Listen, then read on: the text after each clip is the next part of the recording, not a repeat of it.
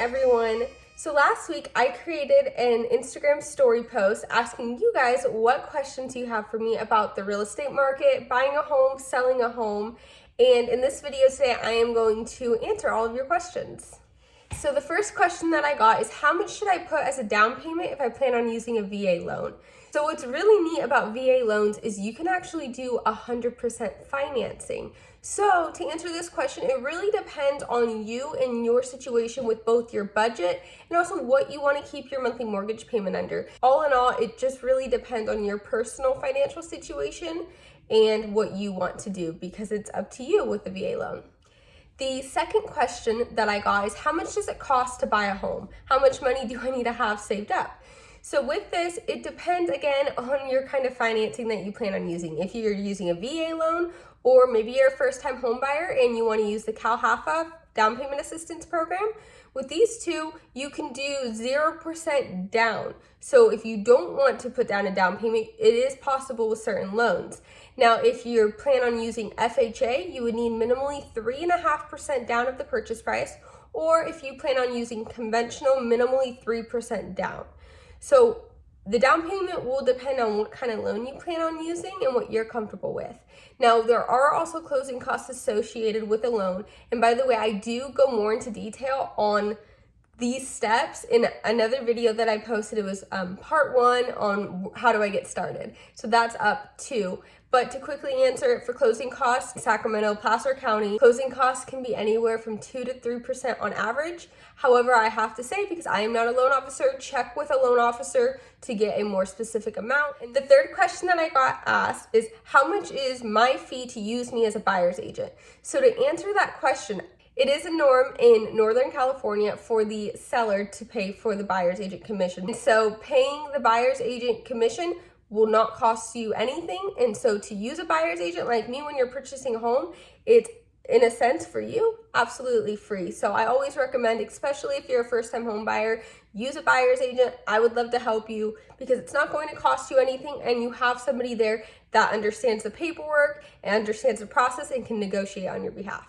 Another question that I got asked is, how do I get started when I'm ready to purchase a home? So to keep this video very brief, I'm actually going to answer that with, please check out my YouTube video that I posted a couple of weeks ago, or I think 2 weeks ago, and it actually goes over how to get started when you want to buy a home. But to give you a really brief answer, the very first step is you need to get pre-approved. By doing this, the loan officer is going to look at your credit score, your income, and your debt. And then from there, they will qualify you up to a certain amount. So I know a lot of people love just jumping on Zillow, Redfin, wherever they're going and just looking at houses. But the problem with that is, if you're sitting there looking at $600,000 houses and you're only qualified up to $400,000, you're going to set your expectations really high. And so it's really good to know what you qualify for, so you make sure you're looking at homes in your price range, not only for what you qualify up to, but also under a mortgage payment that you'd be comfortable paying. All right, so the last question that I was asked is, once I make an offer on a home, am I locked in? So to answer that question, generally, no, you are not locked in. And the reason I say generally is because it depends on how you write your offer. Now, our norm for Northern California is you have an inspection contingency, appraisal, and loan contingency.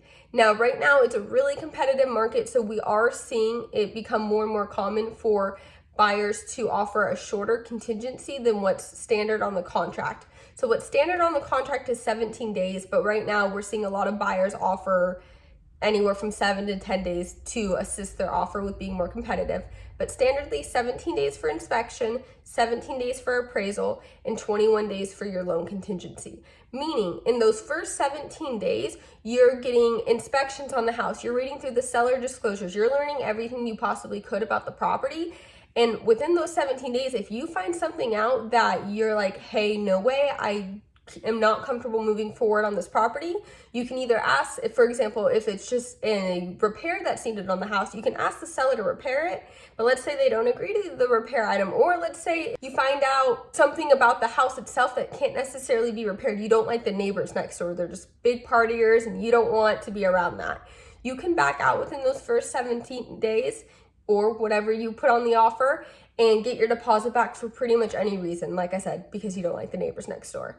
Then the other part is you have your appraisal contingency. That's up to 17 days. So with that, if the home does not come in, for example, say you're in contract at $350,000 and the appraisal only comes in at $325,000, and if the seller is not willing to drop their price to $325,000, you can simply just back out because, well, my lender is not going to lend on $350,000 since it only came in at $325,000.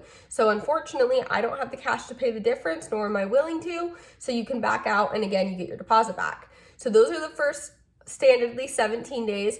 And then the last contingency you have is your loan contingency. This is to make sure that you truly qualify for the loan, because you'll get pre-approved and they'll look at all of your income documentation and they will go through your credit score and whatnot. However, once you officially have an offer in on a home, the loan officer dives a lot deeper into your file. And so by 21 days, we want to make sure you are fully approved through underwriting and qualify for the house.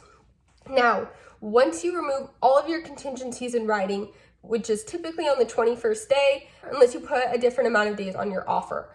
So on the 22nd day, so let's say you did remove it in writing on the 21st day, on the 22nd or after, until you close, if you back out, then you would stand to lose your earnest money deposit. However, by the 21st day, you have truly dug into your finances and the property, and you should really know by that point if you really want the home or not.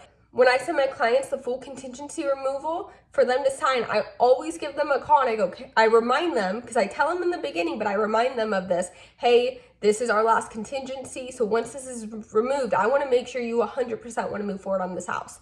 And they've always told me yes. And I said, okay. And so then we move forward. And so, yeah, so basically to answer the question, no, you are not locked in to purchase the home. You have a contingency period where you can truly inspect the house, the land, the property, the neighborhood, as well as your finances to make sure it's a good fit for you.